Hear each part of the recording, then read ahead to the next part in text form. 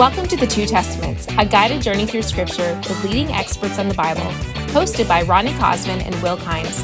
Find us wherever you listen to podcasts and subscribe on our website at thetwotestaments.com, where you can find our library of episodes and donate to support our work. Follow us also on Twitter, Facebook, and Instagram. Welcome to the Two Testaments, a guided journey through Scripture. I'm Ronnie Cosman. And I'm Will Kynes. And in this episode, we're looking at the book of Amos, and we're joined today by Dr. Daniel Carroll. Daniel Carroll Rodas is Scripture Press Ministries Professor of Biblical Studies and Pedagogy at Wheaton College. That's quite a mouthful there.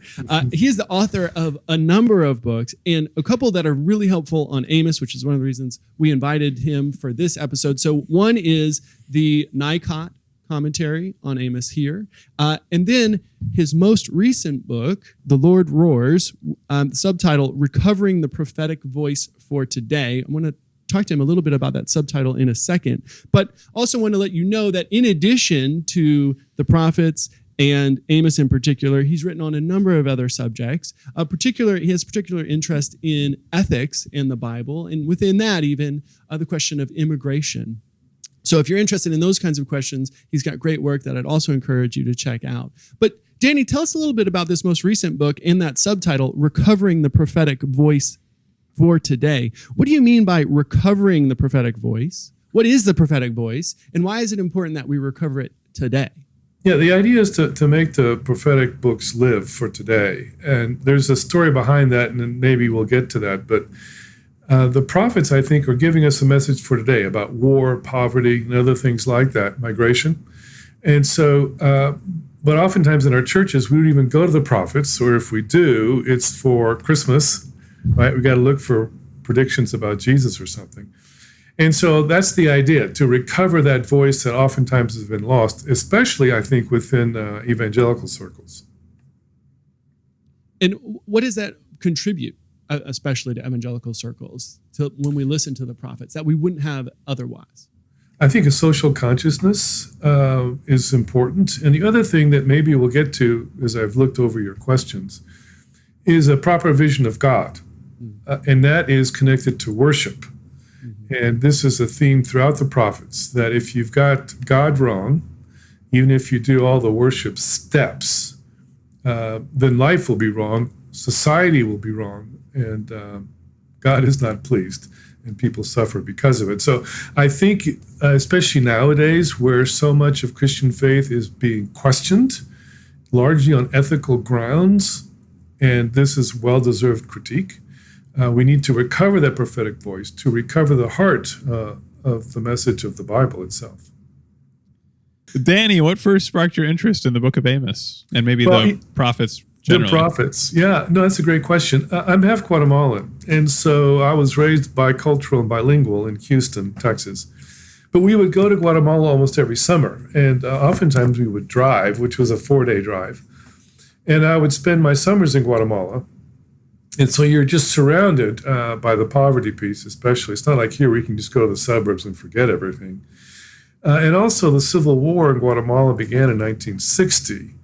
So as a boy, I have visions in my head, memories of soldiers and other things, bombs going off. And when we moved to Guatemala in the 80s, and I taught at a seminary in Guatemala City for 13 years, it was in the cauldron of the war, and there was wars up and down the isthmus, right? There was a war going on next door in El Salvador. The Sandinistas were in Nicaragua. Honduras was a staging ground for the Contras, sponsored by the U.S. government. So all of these things are going on. Questions about faith, and you had liberation theology at the time. And so my question was, what would an evangelical alternative that was socially conscious and deeply contextual look like? And the liberation theologians would go to the prophets. And so as an Old Testament person, I gravitated to that and went to the book of Amos, which was one of their major texts. But that's what started it, because it was in our face all the time. And I had students from these countries, and so they're asking me questions about what it would mean to be a Christian in those contexts. You know, what do they tell their churches, and What does God say about war? Does God care about poor people? And all these things, which were never questions when I was studying in the U.S. for my master's degree. And when I went to England, in the middle of that time in Latin America, I was able to, to pursue that further, and then go back to Guatemala for 9 more years. So, so that was my time in Latin America. And then coming here, the context of war is not what we live, but because of my Latino background, migration. So that's how it kind of all evolved. Yeah, and if we want to understand your valuable contributions to biblical studies, it's helpful to know some of your historical context. So when it comes to Amos and this book, what historical context is helpful for us to keep in mind as we're reading this book in order to read it well? The thing that struck me when I was beginning Amos many years ago was that it was, Judah, Israel and Judah were kind of on the periphery of the empires. Israel was more successful in many ways than Israel. So the idea of a smallish country under the shadow of empire, okay, that's Latin America. Okay, so you're seeing resonances of systemic poverty, which is, very strong in the prophets, is something we lived with. So what you would see in the prophets, and there's been a lot of work done on trying to reconstruct the social life of ancient Israel. So you're seeing these things come alive, and we know, because we're looking at 8th century BCE, is that Assyria will be on the rise very soon, and the invasions will begin. And so those kind of echoes sparked my interest as well, and that's why I got into studies of the social and economic background and political background of ancient Israel. So those are the pieces. So you're seeing resonances from Latin America with ancient Israel. And there's a lot of work that's been done on that kind of background stuff that, for me, has made the text even more realistic than oftentimes we're aware. What are the major themes in the book of Amos? I think the major theme is God himself. It begins in verse 2 in chapter 1 of God roaring, and we'll get back to that a bit later. But there's different titles for God in the book. And I think what we find in Amos, and you see it in several prophets, is I think the fight is the fight over God himself. Who is God, and what is he like, and what does he demand? And this will take you right into religion, into the temples, and who controls history. And so these are the things that the prophet is wrestling with, is the person of God himself. I think that's the major topic, and what you find then is the other subtopics revolve around that.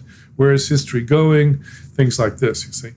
The ethics of it all, that's grounded in the person of God and his demands. So I think the person of Yahweh is the central theme. That's the battleground, because they've got it wrong, and God will judge them for that.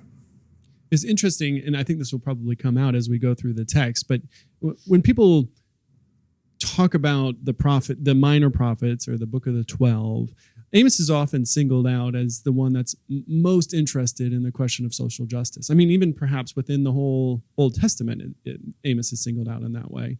And that might lead some people to think that the book is less theological than other books. It's less about God. It's more on a kind of horizontal plane between humans. And yet you don't read it that way. You see the theological actually informing the ethical in the anthropological in the book. Yeah, I think that's why he talks so much about the sanctuaries. If there was this disconnect between theology and ethics, why would he go to the sanctuaries? And why would he confront the high priest? All these kinds of things. Why does he mock their religion in chapters 4 and 5? So what you're seeing is it's very theological. And that's one of the problems that we have, I think, as Christians, because for us, social ethics is an add-on. That is, well, you can take it or not. But I think in the prophets and in the Bible itself, ethics is not an alternative option, but fundamental to knowing God himself. And so I think that's very much of a prophetic word. the famous passage in Jeremiah 22, right? The king would take care of the poor. Isn't that what it means to know me? And so I think you'll see it in the New Testament all over the place, in the Gospels, and especially in the book of James. To know God is to do ethics. And if you don't do ethics, I don't know if you really know God. So could you, and I know this will be difficult because we have several chapters to look at here, but could you give us just a brief overview, kind of a bird's eye view of how the book of Amos progresses? Yeah, I think the key verse is the second verse after the superscription about just locating him historically, about God roaring from Zion. And this is what people miss. Zion is in Judah. He's speaking in Israel. And so what you have is from the very first verse, what he is saying is Yahweh is not here. He's in the south. And so from the very first line, verse 2, he's basically undermining the whole religious construct and the whole national theology of Israel.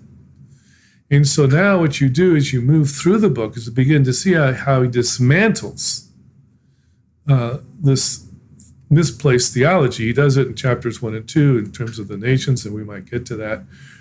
But it's not kind of a linear move. He comes back to these same topics over and over and over again, but he does it differently literarily. So as you read through the book, you go from the oracles against the nations to a series of oracles in chapters 3 to 6, and then you have visions in chapters 7 and 9. But what you also have inside these major 3 sections are all kind of word plays, chiasms going on. So it's a very literary work that's very circular in its argument.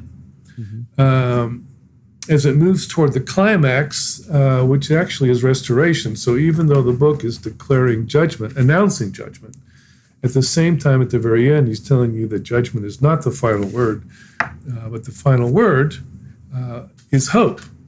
And that hope, interestingly, is centered on the south. See, the tabernacle of David. It's not the tabernacle of Jeroboam. It's the tabernacle of David. So even the hope is focused on the south. And so what you have, again, as I mentioned, from beginning to end, it's the dismantling of a false religion wedded to the national ideology and to prosperity. And that, he says, is unacceptable. How do you see the book of Amos fitting into the book of the 12? Does it have particular connections that you think are significant? Or, we've had guests who take different views on whether to treat the individual books in this collection as just individuals, and not really thinking about the significance, or they don't think that there are significant connections between the other 12. And then others we've had who say, no, it's really important to see it as an integrated whole. Kind of how do you position yourself on Amos here? In that debate, I would kind of lean toward the ones that see it as a secondary issue. The very fact that it's got a superscription is telling you to read it separately, as all the other books as well. Are there connections with other books? Yes. There's a line in Joel, chapter 3 in English, in our English versions, but 4 in the Hebrew. With Amos 1:2, you have the book of Obadiah right after the book of Amos, and Amos 9:12 will talk about Edom, and Edom also is prominent in the oracles against the nations. So there are some connections there. And here's the thing, even if you were to be able to prove more substantial connections, and there are few, there's some general themes that go across the prophets. Even if you could prove that, which you can up to a point, is we don't know how they would read it as a whole. So our reconstruction of readings itself is going to be speculative. We have no idea how they read them together, if they really did. Now, were they part of a single scroll? Yes. But that doesn't tell you how they read it or how they understood it as a scroll, if they read it as a scroll. So that's the thing. There's, as you would know, there's a couple of verses in other books that talk about it as a single scroll, but that doesn't tell you if they read it like that or how they read it like that. Now, can we read it like that? Sure we can. And I think there's some fruitful things going on, but in my mind, they're interesting. but I would make it kind of a secondary move, even though there's a whole industry now based on the Book of the 12, as you both know. So mea culpa to all my friends and colleagues that do it that way.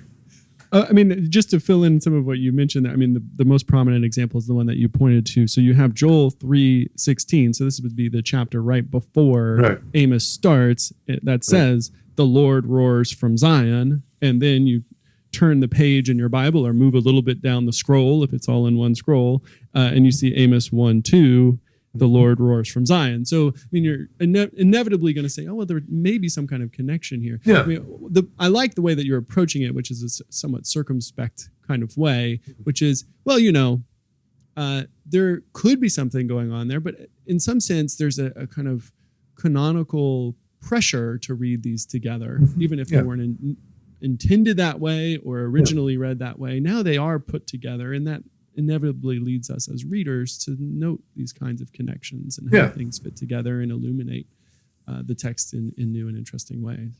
Yeah, we just don't know how they would have done it. Yeah, right. Now, if you could pick out a few major or persistent issues that readers have grappled with in their interpretation of Amos throughout the ages, what would they be? Do you mean scholarly readers or kind of regular people? Well, I mean, if you'd be up for addressing both, that could be helpful. Okay. One of the things that I find with Amos studies, and, you guys would do it in your own particular books, but the fascination with attempts to kind of historically reconstruct stuff and composition theories. There's this one... I won't give any names, but anyway, he's a student of a guy that had a theory. The guy's still alive, and so is the other guy. But he has a 12-stage redaction, and 12, and he can tell you exactly what part of what verse and exactly what year that was written, and then he connects that to the composition of the 12. I mean, it's an incredible. Of course, he's German, right? I mean, this is kind of classic German stuff.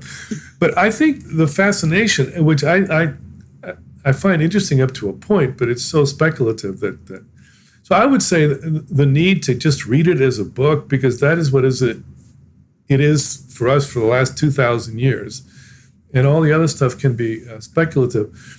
The other thing that I would say, two other things. There's a couple of verses that people always go to that I think they've misunderstood. One's the plumb line, which I don't know if we'll ever get to that in this talk, but the other one is the use in Acts 15, and then in progressive circles, the 524, let justice roll down. So I think those are much more complex and richer than how people, kind of cherry pick those verses. Like the progressive thing, it's tied into religion, actually. If you read the passage, it's about ethics and religion. The other thing that we've already touched on, I think that people miss, is that what you have in the book is what I would call a triad, where you've got theology about God, social ethics, and worship. And that triad is inseparable. And I think that's what people need to get, and they just can't see it because our churches are not framed that way, our services aren't framed that way, our theology is not framed that way. But I think it's so fundamentally prophetic that that's one of the losses, and that's why we have to recover that prophetic voice. Could we talk about 524? Because we didn't have that in the questions we prepared, but I think you're right that when people think of Amos, they may not even know this verse is from Amos, but when they think of verses from the Hebrew Bible, and again, they may not even know this verse is from the Hebrew Bible, but let's give them that credit, that this is maybe one of the most prominent ones, and that's thanks to Martin Luther King Jr. But so 524, but let justice roll down like waters and righteousness like an ever-flowing stream. Right. And how would you suggest that the context of that verse should help inform the way we understand its message? Yeah, I would begin that section in 5:18, where he talks about woe to those who desire the day of the Lord, and they were thinking that the day of the Lord would be a day of national victory. And so he disabuses them of that in 5:18 to 20, that it's actually a day of darkness and defeat. And so then he moves into 521, where he talks very viscerally. I despise your feasts, you see. And he gives you a list of activities of all kinds, whether different kinds of sacrifices or even their singing. And so what he's done is he's dismantled, again, their national ideology, their nationalism, we would say in this country now. And then he moves right into the rituals, the religion. And then after he just gives you this list of total rejection in 5:21 to 23, then he says, but let justice roll down. There's the contrast, you see. And then he moves in 5:25 to talk about, how they did this in the past. And then in 5:26 and 27, he's going back again to the issues of idolatry, and then 5:27 he wraps it up with the announcement of exile. So what you have is a package, and 5:24 is in the middle of that, but it's surrounded by this issue of nationalism and a false religion grounded in the nationalism and with no historical memory that's proper, and he likens it to idolatry in 5:26. I mean, so it's such a richer discussion. Because once you talk about 5:24 in that kind of context, you get right at the heart, as an evangelical, of evangelical faith. How we've been co-opted by nationalism, how our rituals are just celebratory versus how God would want it, and no sense of history, and we're moving into idolatry, and that will bring judgment. So that's how I would unpack that verse in much more, I think, significant and multidimensional ways. Can I probe here a little bit, because I've always read this as but let justice roll down like waters and righteousness like a never flowing stream. And I'm just thinking off the top of my head here as I'm looking at it with you. But when we think of it, especially like with MLK, right? And the context there is that no, you enact justice, right? It's thought of as humans acting justly and righteously, right? That's how we think of it. But I wonder, given the context of the day of the Lord here, right? And I love one of these images is really great. In verse 19, as if someone fled from a lion and was met by a bear. Good grief. Yeah. It's like you can't get away from this. No, and the snake bites you too. And the snake bites you. But given this context of the day of the Lord, he's not going to listen to their melody or harps. Could it be that he's saying, let God's judgment come upon you? Because now he's going to go on to talk about them going into exile. So my point is, we tend to think of it as humans, let you do justice, humans, and let your justice roll down like, waters. And maybe that's there as well. But I wonder if in the context we should think of it, let God's justice come upon you because you've been acting unjustly. Could you... Well, that's actually an interpretive option that a few people have taken. Okay. Kudos to you. But not you. But at the same time, I lament because very few people take that. But so I think it's an option. But I think in the context of the book and even of the passage, it's very much issues of indictment. And I would push that judgment piece of God to verse 27. But I see it as directed to the people, because this has been an ongoing theme. Because even in chapter 5, he'll talk about, and we can talk about that later, but they need to establish justice at the gates, you see. So this has been a recurring theme. So I see it as part of a trajectory in the book. I think the judgment piece is a different kind of trajectory in the book. Okay, great. All right. Where are we? Okay. Danny, what for you is the most difficult thing to understand about the book of Amos? I think that triad that I was talking about, how all these things are interrelated. And the other thing that I would say, because I mentioned, theology, ethics, and worship. I think the other thing that's hard for people to get in this country, though it changes and it depends on who you're talking to, is the issue of systemic injustice. That's very clear in the book. And, I've lived overseas. I've lived in 3 other countries besides the U.S. It's very clear, the systemic issue, because I've seen it played out in different ways in different countries, in the co-optation of religion in all of those different contexts in different ways. I think that's what's something people don't get. And evangelical circles, which are so individually focused, even when we talk about social justice, and people will say, so what shall I do? Okay, so even as they think about the systemic problem, they're still thinking on an individual plane. And I think that, which is important, I'm not minimizing that, but I think that's the people just don't have a big enough view of God or a big enough view of their responsibility or how these things, are just intertwined. I'm working on something. Since I'm a literary guy, so I'm working on an article on how Dickens helps me read the prophets, and so I'm working on Bleak House. And so, it begins about the fog in London, and the fog is everywhere, and it penetrates the society. It's in the justice system. But Dickens gets this idea of systemic issues, you see. And so there's cholera in London. And so the cholera affects this little boy called Little Joe. But it also will infect the rich. And so what he's saying is you can't get away, you see, from the result of this marginalization of the poor. And I think what he's seeing, and he does it in his whole Dickensian way, about how all this is interrelated. And I think that's what we don't get in this country. We're so individually focused, or we talk about certain groups, right? So it's the rights of a particular group, which are just pieces of a much more complex puzzle that I don't think we understand oftentimes. Well, let's move into Amos, and I'm sure some of these themes that you've introduced will come up as we look at the text itself. And let's start with Amos 1 and 2, a natural place to start. Now, I actually love teaching this passage to my students because Amos does something really genius here. He uses the judgment on all the nations to sharpen his indictment against Israel. Could you explain to us how that works here?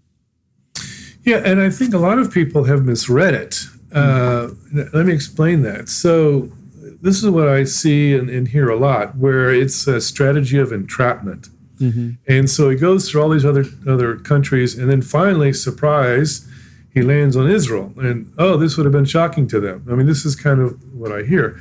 And I think they've misread the passage. Because it begins at 1-2, or even with the superscription. Now, here's the thing. If people say, well, he was preaching this, okay, maybe this happened orally, the surprise, but we have no idea. I mean, when we do have an example of his preaching is in chapter 7. He does an oracle, but, was he doing these, 8 oracles in a row, and all this kind of stuff? Whatever that might have been, in the text, verse 1 tells you God is going to judge Israel. Verse 2 is this dismantling of national ideology. So Israel is going to be judged. The question is when, where, who, and how. And so what he does by doing the circular movement, in my mind, he creates suspense. They already know they're going to be judged. The question is when and how and who. And he postpones it, you see, until you get to chapter 2, you see, beginning in verse 6. So you already know it's coming. There is no entrapment. It's more suspense. And I think that's important. Because then when he does get to chapter 2, verse 6, now it's going to be very direct, and he's going to say, and you guys are even worse than those things, people around you, because you knew better, and you had history with me. And whereas he indicts the other nations for warfare and cruelty and armed conflict, with Israel, the violence is not outside, the violence is inside.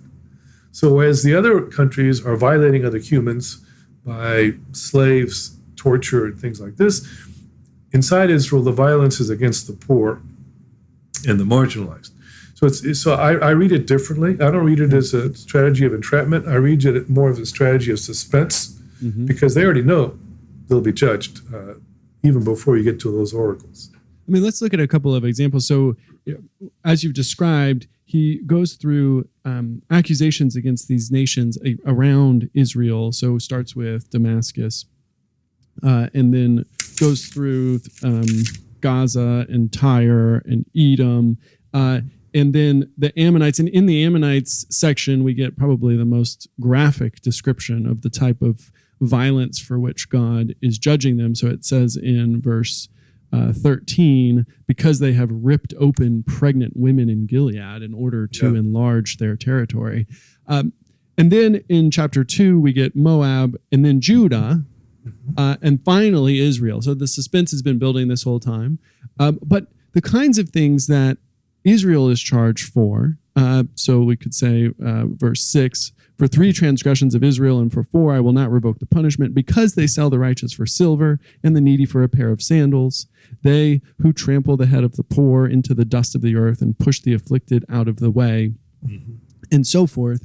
I mean, compared to ripping open pregnant women, what's going on here in terms of how does that suspense built through those other judgments then land on Israel with the type of accusations that are made? Because, I mean, I guess what I'm getting at is you could imagine the Israelites saying, well, I mean, we're not that bad. I mean, we do some bad stuff, which Amos describes. No one would approve of this stuff, but it's not as bad as some other things. Yeah, I mean, I would go to chapter 3, verses 9 and 10, where they're storing up violence in verse 10. In their strongholds. I mean, it's a different kind of violence. And so you're right.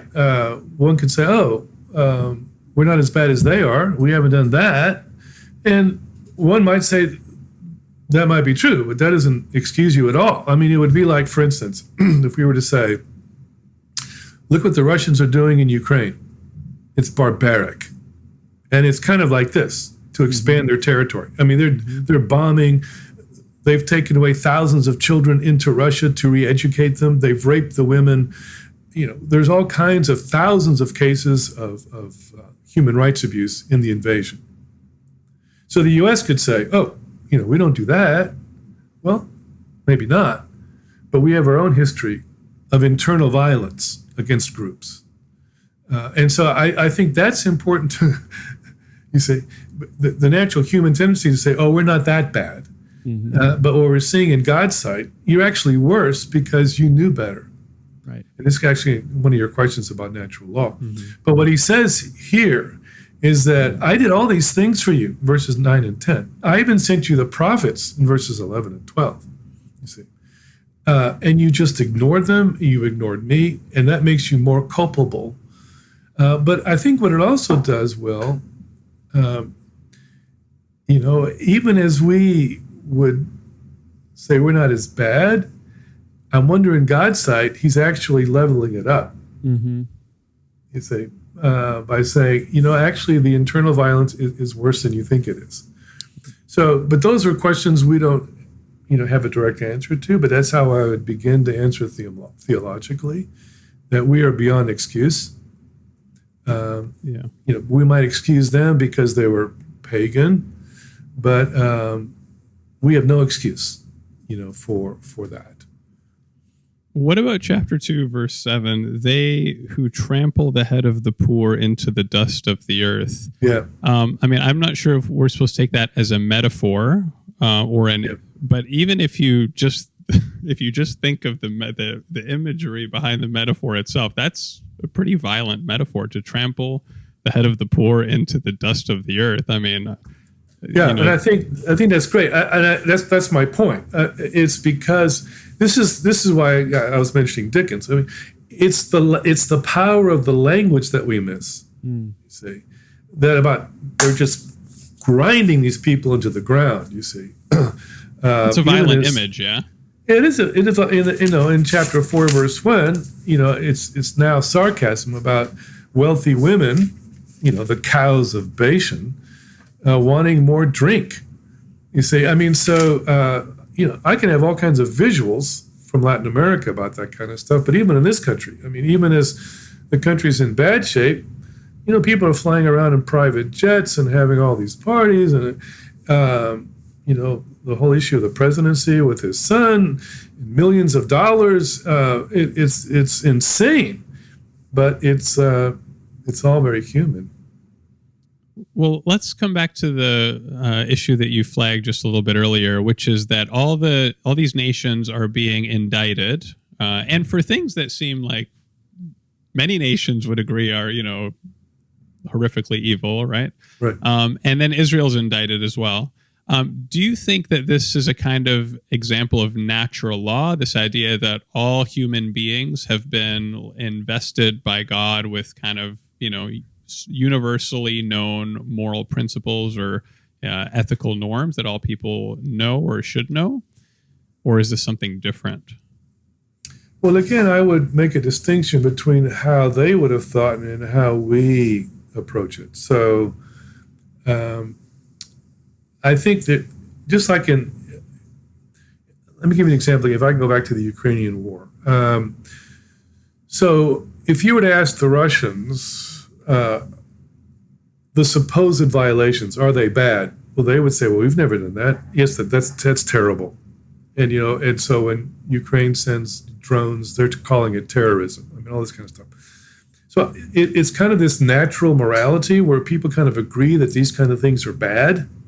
Even if they're doing them, they'll actually say they're bad because we don't do them. I mean, and I'm wondering if that's the case on the ground in ancient Israel. Now, we look back and we will come up with a theological reasoning behind it, based on the image of God and all these kinds of things. And to me, those are two different kinds of discussions. What would an ancient Israelite have thought? And how do we unpack that theologically? On the latter, I think we can begin to talk about natural law. On the other one, I think they would probably think, oh, everyone knows this is bad.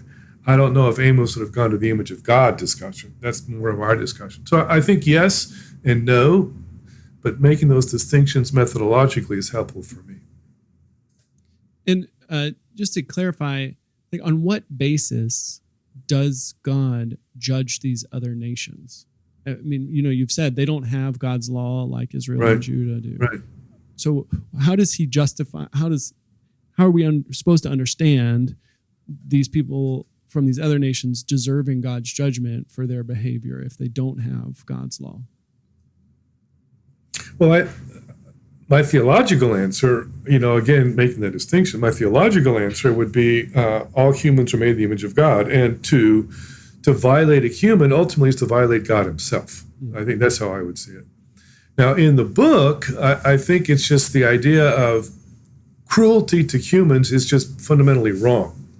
Whether that's internally as we oppress our own and take advantage of them for our own benefit, or whether we see it in warfare, I think that it's the idea of just human cruelty. And you can talk to people who have no faith, and they have this sense of you can't be cruel. Now, we can talk about that theologically, but for the atheist, they could agree with that. You see, oh, we don't do this. And I think that's the idea going on in chapter 1 and 2. It's just this sentiment that you can't do this to people. Theologically, we would have other kinds of reasons, but I think that's just a common human sentiment that you see in ancient literature, in all literature across centuries and across cultures, even as humans participate in these very things. I mean, this is the kind of the human paradox. Yeah. Well, let's move into the next section, chapters 3 and 4. And I like in your commentary here, the Nikot commentary, the way that you have titled the two subsections here. So the first one, 3:1 to 4:3, you title Two Tales of One City. And we've already heard about your affinity for Dickens, so that's coming out here as well. Yeah. And then the second, 4:4 to 13, is Love Can Be Blind. So can you, as a way of getting into those texts, explain why you chose those titles for them? Yeah, with the first one about the two tales, that wasn't a reference to Dickens. Actually, it goes to a Spanish Old Testament scholar called José Luis Sicre. I don't know if anything of his has been translated, but it's very good Catholic, very good scholar. He's written prolifically on the prophets. But he talks about la visión profética and la visión turística. And so the visión profética would be how the prophet and God sees things. And la visión turística would be the tourist view, is the idea, that you're impressed with what you see. You're impressed with the fortresses. You're impressed with the wealth. You're impressed with how things seem to be going well. And I think that's the idea, that there are two tales, there are two visions of the city, of Samaria, in this case, Samaria and Bethel. And so that's where that came from Jose Luis Sicret, just using his two, visión turística and visión profética.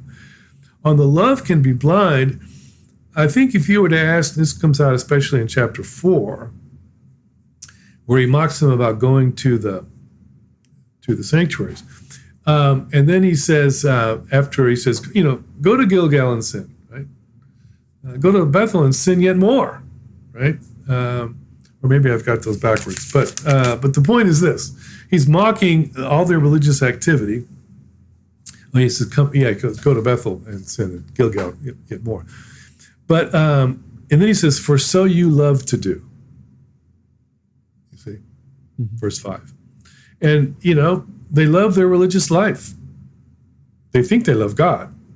But when you connect it to verse 6 and what follows, he's saying, you have no idea who I am. And I've been trying to contact you and bring you back to me. And so that's the irony of taking 4:4 and 5 to 4:6 to 13. And then, in verse 12 of chapter 4, he says, prepare to meet your God. Now, they would have thought, we meet our God all the time in the sanctuary. He says, no, you don't, because I'm not there. Prepare to meet your God. And it's a frightening thing. So their love is misplaced and misinformed. And so that play in 4:5, I think, points to that.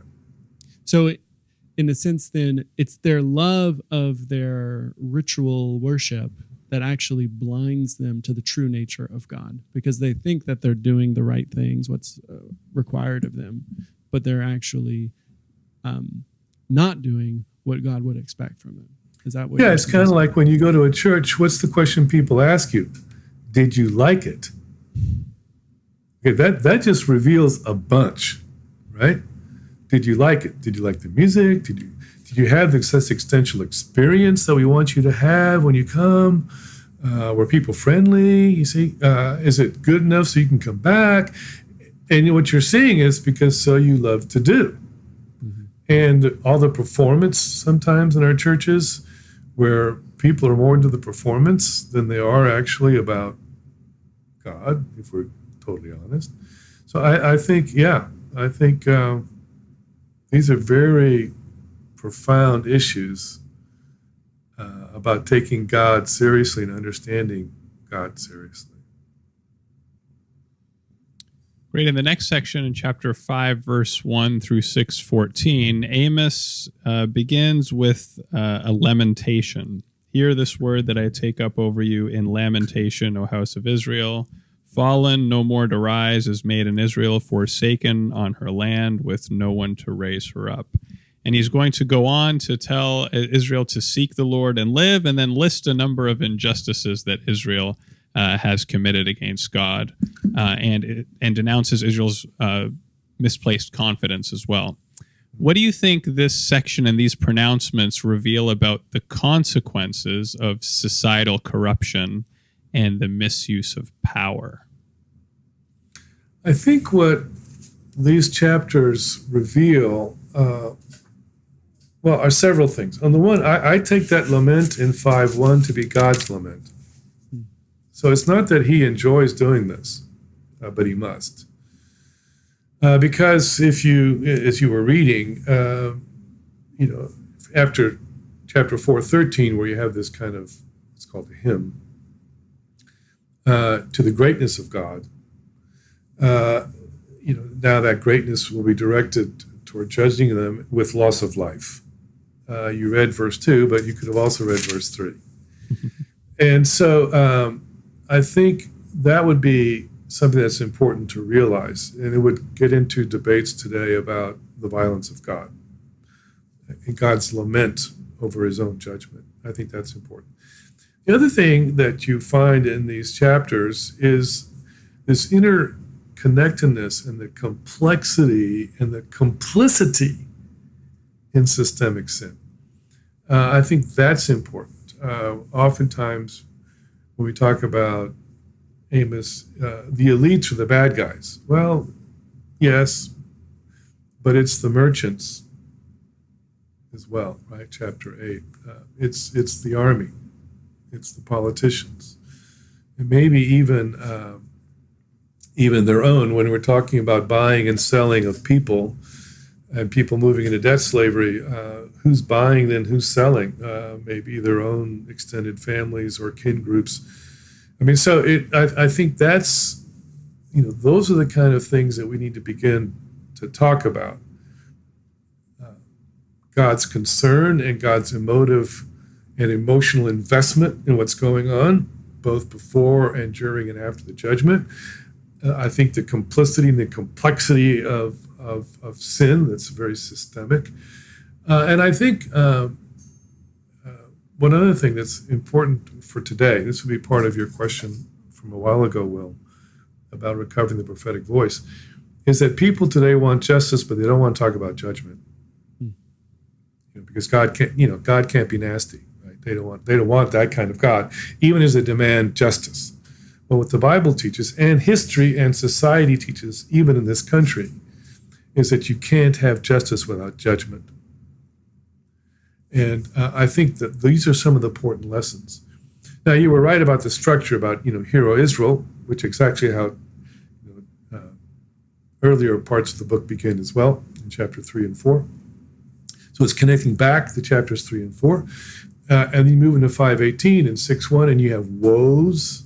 So I think, again, this emotional quotient of the reading, I think, is very important. Each woe will end with judgment.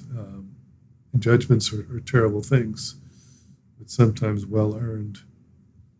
So we move into visions of judgment in chapters 7 to 9. And chapters 7 through the beginning of chapter 8 is another passage that I really find fascinating and like to go through with students, because what we have here is Amos receives a series of visions. So first a vision of locusts, and then of fire, and then the plumb line, and then eventually at the beginning of chapter 8, this basket of summer fruit.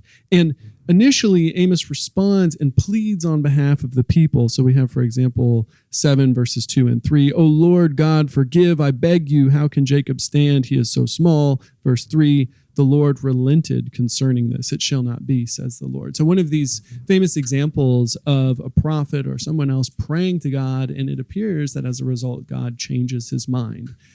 So what's going on there? What is God communicating through these visions? I know that's a fraught question. And how is Amos able to change God's mind? But then in the last one with the summer fruit, you have in verse 3, 8 verse 3, we don't get the intervention from Amos. Instead, after God announces the judgment, the songs of the temple shall become wailings in that day, says the Lord God. The dead bodies shall be many, cast out in every place. Be silent, which in Hebrew is chas, right? It's hush, basically. And so we don't get the response. So how is this all playing out? Why does God finally say, I'm not going to hear any more from you, Amos? I'm not going to relent any longer? How does this work? I think the pattern is actually begun in chapter 1 when he says, for 3, no 4 transgressions. And so what you're seeing is, in some way, that's another discussion, he's been giving time, but there is, as we say in Spanish, el colmo. There comes a point when it just reaches, up to here. So you see it in the 3-4 in chapters 1 and 2. You see it in chapter 4, where he talks about, 5 times he says, I sent these things to you, but you did not return to me. Now, he says, prepare to meet your God. So this idea of God giving them chances has been going on throughout the book. So in a sense, when you go into the visions, it's just continuing the pattern where, God keeps holding and holding and holding until he doesn't anymore. So the pattern's been established. In chapter 2, when he kept sending them all these prophets and Nazarites, and they want to give the Nazarites, wine to drink, which compromises them, and they tell the prophets to be silent, do not prophesy. So the pattern's been set. But I would actually begin, this is an interpretive discussion. I don't read that as plumb line. I read that as tin, T-I-N. I was going to ask you if you could please demystify the plumb line for us. Yeah, which is a powerful thing. We didn't know what it was until about 30 years ago. It's an Akkadian loan word. And so people didn't know what to do with it. So, he's standing by a wall. A plumb line makes sense. But there's other words for plumb line in other parts of the Old Testament. But if you read it as tin, this is what he says in verse 7. This is what he showed me. Behold, the Lord was standing beside a wall of tin, with tin in his hand. And Adonai said to me, Amos, what do you see? And I said, tin. Then the Lord said, behold, I'm setting tin in the midst of Israel, my people Israel. I will never pass it by them again. And he talks about the high places and the house of Jeroboam. So if you go back into the book and see how he's been dismantling national fortresses, this fits very nicely. Because from the outside, it's metal. From the outside, it might look like iron, but it's just tin. It's malleable. It's weak. And God is not only standing outside, he's actually standing on the wall, you see. Now, is that to protect them, or is he taking the first step into them to judge them? You see? Now, and then he in my mind, he's ripped a piece of the tin off the wall and he's thrown it in their midst. Kind of thrown it in their faces, you see. And that is a nice transition then to verse 9, which is a verse of judgment. And it talks about the high places and the house of Jeroboam, again, religion and politics, and that moves right into verse 10, where Amaziah is accusing him of conspiring against the king. Okay, and there it is. See, Amaziah knows in the ancient world, you criticize the king, you're criticizing the religion, and vice versa. So it moves very nicely, I think, as a transition vision into the confrontation of chapter 7. And so then, in the second part of chapter 7, then when you get to chapter 8, verses 1 to 3, the bodies, I think, are the bodies in the temple. The invasion, collectively has come, and there's bodies everywhere. See? And the songs of the temple are now songs of lament, you see, because of all the death that's around them. So I read those visions a bit differently, Will. I see it as following a pattern, and then the judgment actually beginning in verse 7, transitioning into the confrontation, and then the chapter 8, fits very nicely. And then, if you go to the end of chapter 8, after this long interlude, I'm a converted Roman Catholic, so Latin American kind. So this is where this makes perfect sense to me. So in Latin America, the patroness of the continent is La Virgen de Guadalupe, right? Our Virgin of Guadalupe. But all of our countries has a miraculous Virgin, where it is said that she had appeared miraculously. And so every country has this. And so every country has a particular cathedral where people do pilgrimage, you see. So there's the Virgen de Guadalupe. In Guatemala's La Virgen de la Candelaria. And so you can go to every country and have different virgins, and they're dressed differently. There's different processions and celebrations of her, but they're all the Virgin Mary. So that's how I read verse 14. You have all these different versions of Yahweh, which fits very nicely in the ancient world and even today with certain kinds of popular religion. So again, it's coming right back to God. And of course, the confrontation with the high priest is about God, ultimately. And the one who's most responsible for God in Israel was the high priest. And so if you look at the judgment on the high priest in verse 17, it echoes the judgment on the nation, because it's a personal exile for him and his family. You see. So again, you can see how this all, in my mind, is like a tapestry. Everyone's guilty, but there's some people who are most responsible. And the high priest is the most responsible in the book for what has happened to Israel. And one of those elements in that intervening conflict with Amaziah, the high priest, that is kind of an interpretive crux for the book is verses 14 and 15, which say in the NRSV, this is Amos speaking, "I am no prophet nor a prophet's son, but I am a herdsman and a dresser of sycamore trees. And the Lord took me from following the flock, and the Lord said to me, go prophesy to my people Israel." Do you like the NRSV translation, or how would you recommend we understand those verses and their implications for understanding who is Amos? And then people will also use this passage as a way to understand prophecy in ancient Israel as well. Yeah, I prefer the present tense. As you know, in the passage, there is no verb. Right. And so people insert the verb, whether it's a present or it's a past. With the past, the idea is I wasn't a prophet. I had all these other things going on, but now I am. And that's my vocation now. I'm a prophet of God. And that's one way of reading it. I prefer the present tense because Amaziah will say, go back to Judah and earn your living over there. And that's how he would think. You had prophets connected to temples and things. And so that's how he's processing him. But I would take it as a present tense because what he's saying, I'm not a prophet. I'm not a son of the prophet. I'm here because God sent me here. And you know what? I'm going to go back and make a living. I don't need this. And so this is what's so ironic about it, because he says, earn your living back there. And he says, I will earn my living back there, but it won't be as a prophet. I don't need this. I don't want this, you see. I'm not a prophet. And I think this is important because, again, these are my views, Will. Because why was Amos such a threat? If he was a poor shepherd who kind of shows up, you just ignore him. But if he's a well-to-do person, which I think he was, a man of some clout, who's not a professional prophet, but is willing to stand up and speak, I think that is what makes him such a threat. And that's why he says, you've got to get out. And the fact that he's a foreigner, it would be like if I can use an example, if a Mexican came up here to the United States and started saying all these things in Washington, D.C., what would be the natural reaction here? You're not from here. You have no right to say this. Go back to where you came from.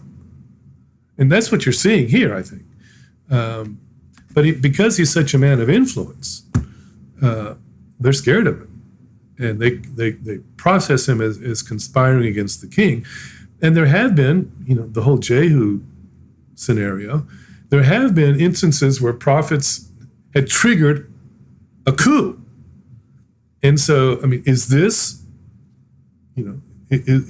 what they're afraid of? The triggering of a coup, especially if things are going badly and will go badly, worse in the near future. So I take the present tense, though, you can argue for it. I think it makes more sense, but either way, works in its own way. All right, chapter 9, we're now at the very end of the book of Amos. And in chapter 9, verse 11, we read, "On that day I will raise up the booth of David that is fallen, and repair its breaches, and raise up its ruins, and rebuild it as in the days of old, in order that they may possess the remnant of Edom, and all the nations who are called by my name, says the Lord who does this." And he goes on to say in verse 11, "I'll restore the fortunes of my people Israel, and they will rebuild the ruined cities and inhabit them. They'll plant vineyards." And he goes on to say, they shall make gardens and eat their fruit. I'll plant them upon their land. Can you talk a little bit about what do we learn from this passage about God's kind of faithfulness and his long-term plans, as Amos sees it, for Israel and for the world as a whole? The first thing I would say, if we think about the future in the prophets, in my mind, they're very vague. They don't give you a time frame. And so we don't know when this would happen. And he doesn't know. I think that's important. People talk about predictions. And I think it's more of a hope, vague, with no sense of timing. The other thing that I think is very important for today, and I'll give you an example of that in just a moment, is that if you look at the language, it is basically announcing the reversal of the present and the immediate future of invasion. That's how hope works. It's the reversal of things. So it's rebuilding ruins. It's being planted in your land after you've been in an exile. It's planting your farms and eating the produce. In the ancient world, as you know, when people would invade, they would also occupy their lands. And this is Isaiah 65, right? We will build our homes and we will live in them. Because in the ancient world, oftentimes in an invasion, you see this when Israel will fall later on, where people get imported into Israel and they begin to occupy the farms and the houses, you see. So what you're having, I think, is the reversal. Now, that's important because it gives you hope. And if you have hope, you persevere.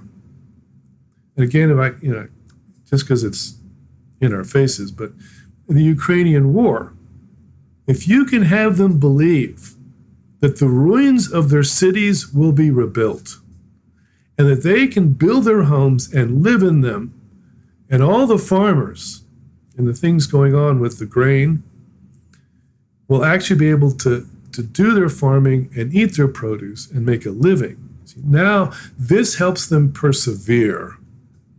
I think that's important to understand how the future works.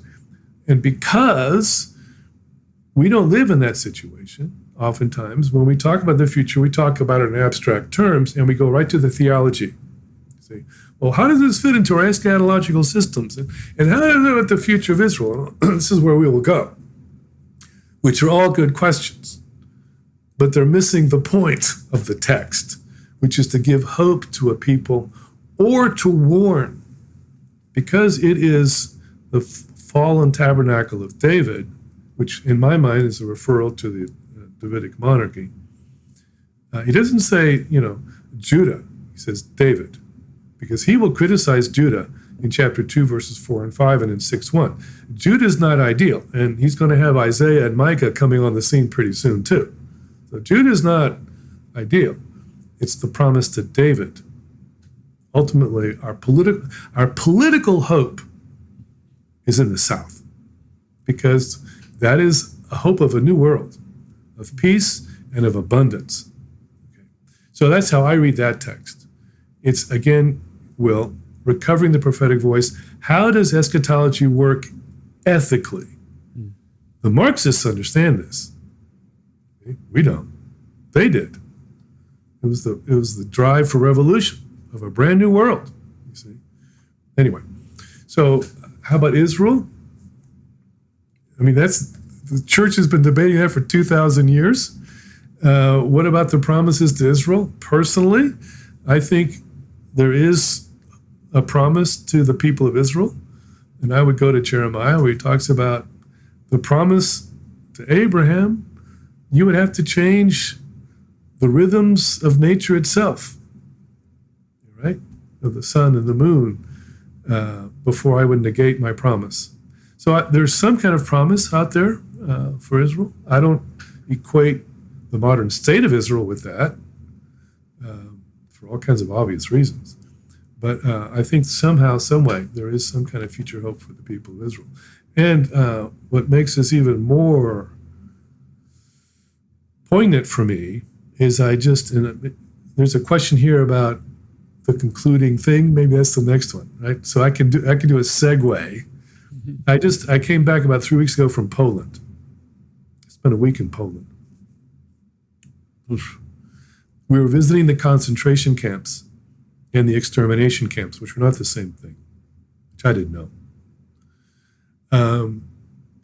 They did horrific.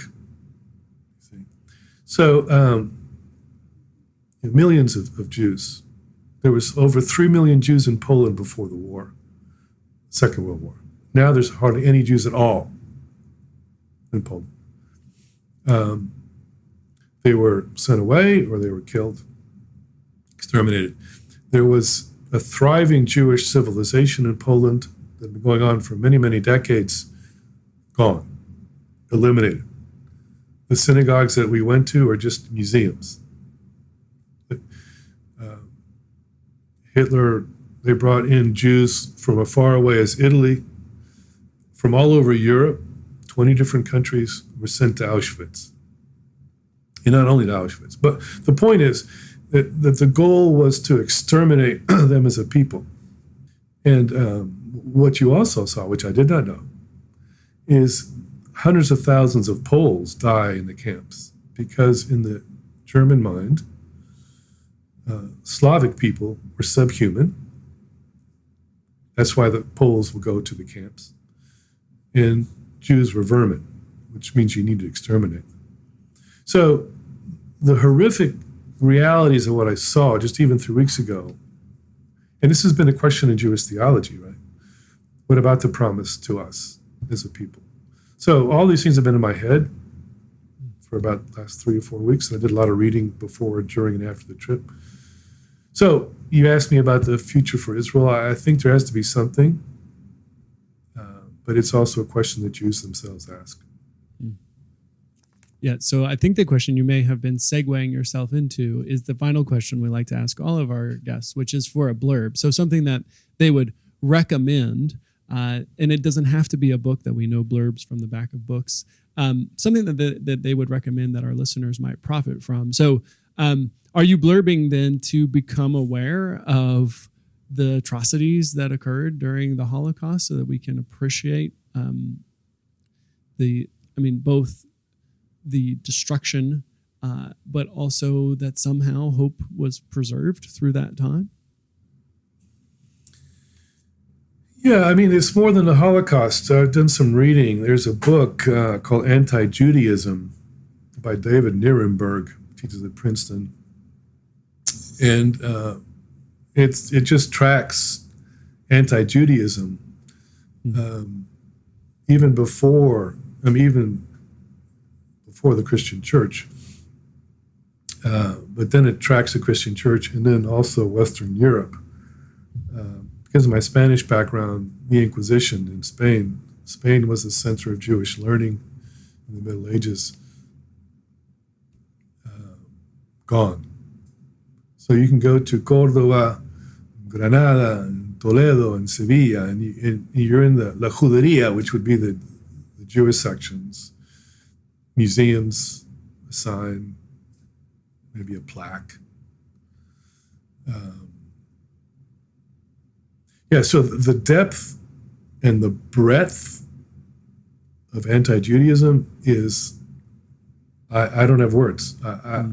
When you go, we visited a church in Poland where there was this legend of blood libel, where the idea was that the Jews would capture a Christian boy or girl, drain their blood, and use the blood to make matzah.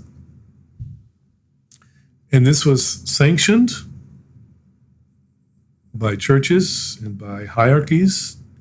The legend, there was executions and lynchings because of all this. You can go to a church today in Poland and there's a massive painting of the blood libel. And they have yet to remove it. And so the discussion was, why is that still on the wall? It's a massive painting. Well, the local people said, and we saw the painting, I have a picture of it. If it's in the church, it must be true. The church would never lie. This is what you're seeing. Mm-hmm. And so the blood libel. So now there's a plaque next to it where the Catholic Church officially says this is not true. But then this question still lingers. So why do you have it here? Yeah. And it shows a child being lured away. It shows it's a little boy. It shows a little boy the blood draining from his body, and then in the part of the painting there is he's dismembered and a dog is eating him. So I mean, you're seeing things that I had no idea. Right. So I think that's important for several reasons, not just the Jewish piece, but it shows you systemic. You can't do the camps without understanding this is systemic. And very efficient. Yeah. The breadth and the depth of the darkness of the human soul. Yeah. It is just, we haven't come to grips in this country with slavery. What we've done worldwide, and every country in the world has this very dark, dark side. So I think if our theology would begin to grapple that, we could recover the prophetic voice. Yeah. Because in all of this, the church has been complicit. So, that's my sad ending to the interview. Well, Danny, thank you for taking your time and guiding us through the book of Amos. And thanks to our listeners for coming along on this journey through Amos. And if you benefited from this discussion of the prophet that roars, then please go ahead and hop on to wherever you listen to podcasts and give us your best rating, and we will be grateful. Thanks. This episode is co-sponsored by Samford University and the Alabama Humanities Alliance, a state affiliate of the National Endowment for the Humanities. Any views, findings, conclusions, or recommendations expressed in this episode do not necessarily represent those of the Alabama Humanities Alliance, the National Endowment for the Humanities, or Samford University. Thanks also to the Faculty Success Center and our student assistants for their help with production and promotion.